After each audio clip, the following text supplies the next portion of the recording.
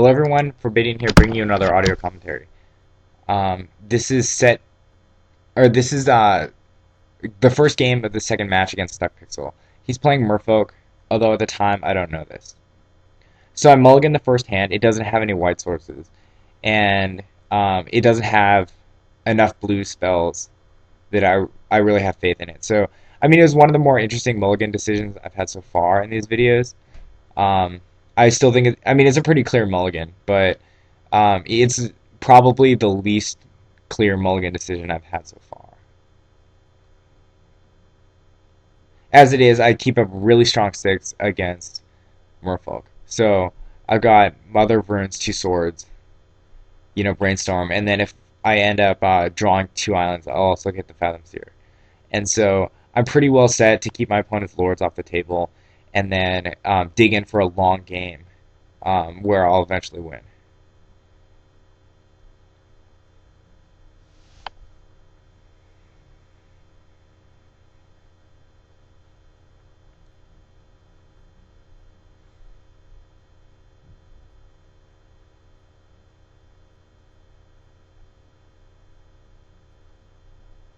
My opponent revealed the Lord of Atlantis, and so I didn't crack the Flooded Strand immediately.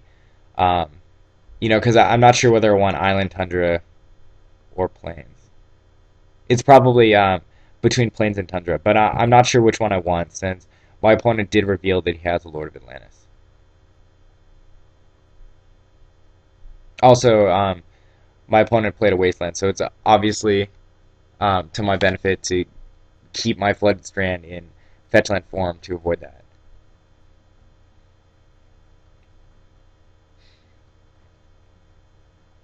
So my opponent plays the Lord of Atlantis. Keeping with the general game plan against Merfolk, I'm going to Swords to Plowshares it.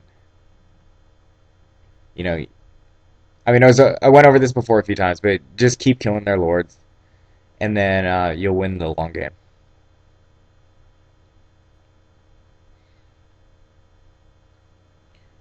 I don't have any creatures right away, but Ether Vial is quite a nice top deck. Um, if I resolve one, it means my opponent cannot cast a Standstill for the rest of the game, and so resolving one's pretty important.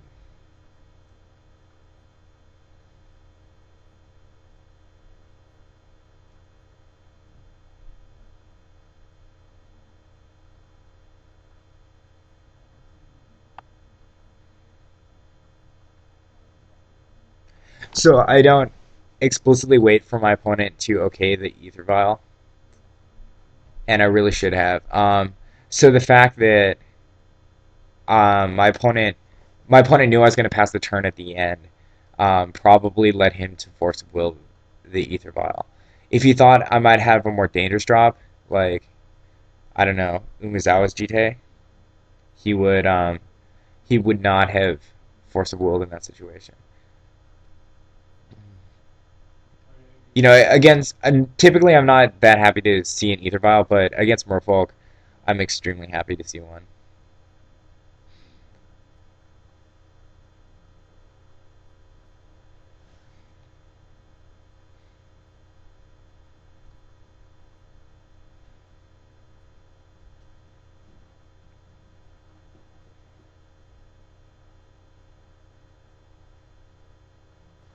So in this situation, I'm still not sure whether I should commit my Flooded Strand to Island, Plains, or Tundra. A reason to get Island would be if I draw another Tundra, I can sack the Flooded Strand for an Island, cast the Fathom Seer as a face down, and then play the other Tundra. And so my opponent would not have an opportunity um, to wasteland a Tundra in the meantime. If I fetch a Tundra, cast the Fathom Seer, and then play another Tundra, he can wasteland a Tundra while Fathom Seer is on the stack, preventing me from getting the Fathom Seer around his wasteland. In that situation, my opponent really should have swung me with the Meta Vault. Meta Vault's colorless, so Mother Runes can't block it.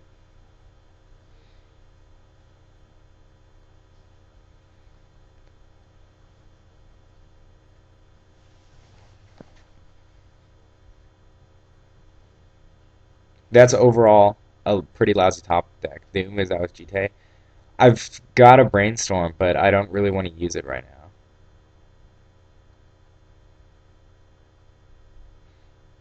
I'm still thinking he probably has a stifle for my flooded strand based on how he's been playing. And it turns out my suspicions are correct.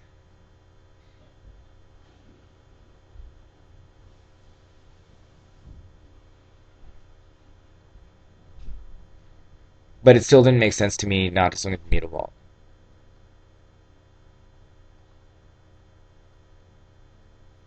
Vault. 3 extra damage. It adds up.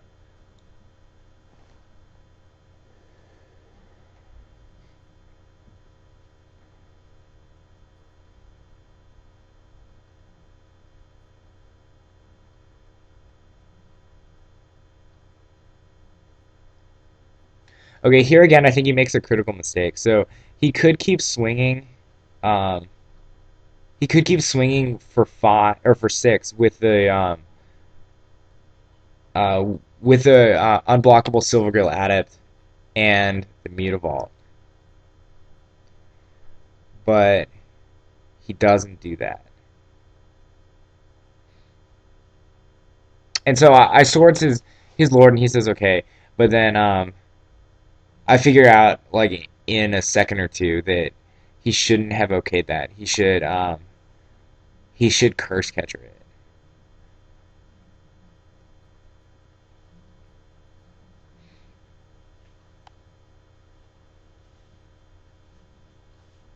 Anyway, so we back up to the start of that. But the other player I want to talk about is you can use the you can use the stifle to stifle the +2 counters to the Umezawa's Jite. And so I think what I would have done in his situation was I would keep swinging with the unblockable. Uh, I would keep swinging with the unblockable Silvergill Adept and the colorless Mutavault. And so if Mother of Runes blocks the Mutavault, then I just stifle the +2 GT counters, and then he doesn't. Um, that's not very profitable for the blue white tempo player. And so I think that's what I would have done. And I'm not sure how this game would have turned out. So I've got the swords to plowshares that would have been able to handle the Lord. Um, the reason why I knee jerked it to kill a curse catcher in this situation is that his all in attack really ramped up the pressure. And then I also think it's unlikely he drew a second stifle. So I think it was a mistake for him um, to go into that all in swing situation. And then he falls victim to the Umezawa's Jite in a second. So I'm able to equip the Jite now, swing in, kill his lord, and he doesn't have any responses to it.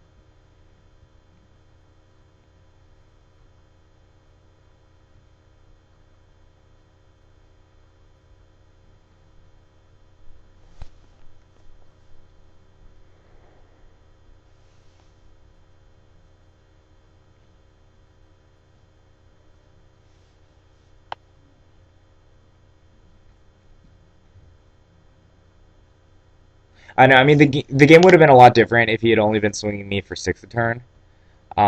With the more aggressive all-in play, he pretty much forced me to use my swords to plowshares, but it ended up not turning out well for him. I think he would have been better off allowing the GT to get equipped and then trying to stifle the first +2 counters attempt. So the first +2 counters attempt probably would have cost me uh, my Mother of Runes, and then I would have been left with nothing,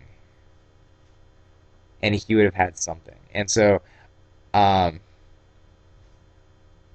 I mean, that's one option. But I would have swords um, his lord, and then he really couldn't have pulled that trick. It would just be swinging for a 2 return with the Mutavault, and then by the time that by the time that forces me into blocking with the Mother Burns, I would probably have an answer. Wasteland Swords or another creature.